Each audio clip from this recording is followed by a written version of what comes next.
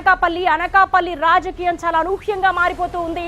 ఓ వెలిగినటువంటి దాడి వీరభద్రరావు కొణతాల కుటుంబాలు దశాబ్దం కాలంగా అవకాశం కోసం చాలా ఈగర్గా వెయిట్ చేస్తున్న సందర్భం కనబడుతోంది. మన వీడియో వాల్ మీద చూస్తున్న అనకాపల్లి జనసేన తరపున కొణతాల రామకృష్ణ, ఈయన ఒక సీనియర్ లీడర్ గా కూడా ఉన్నారు. అలాగే మలసాల భరత్, ఈయన ఫ్యాన్ పార్టీ తరపున వైసీపీ తరపున సమీప ప్రత్యర్థిగా ఉన్నారు. మరి కొణతాల రామకృష్ణ చాలా సీనియర్ లీడర్ గా ఉన్నారు.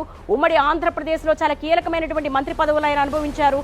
తర్వాత ఆయన ఒకసారి ట్రాక్ రికార్డ్ చూస్తే కూడా ఆయన చాలా వరకు కూడా ఈగర్ గా వెయిట్ చేస్తున్న సందర్భం. ఫస్ట్ టీడీపీలోకి వెళ్తారనుకున్నారు, తర్వాత జనసేనలోకి వెళ్లారు. పొత్తులో భాగంగా కొణతాల రామకృష్ణకు జనసేన తరపు నుంచి ఆయనకు టికెట్ లభించింది. ఇక వైసీపీ తరపు నుంచి మలసాల భరత్. వీళ్ళది ఒకసారి చూస్తే కనుక ప్రొఫైల్ కొణతాల రామకృష్ణ జనసేన తీర్థం పుచ్చుకున్నారు. కొణతాల రామకృష్ణను అనకాపల్లి ఎమ్మెల్యే అభ్యర్థిగా ప్రకటించింది జనసేన. దీంతో ఇక్కడ టీడీపీ వర్గం భగ్గుమంటోంది.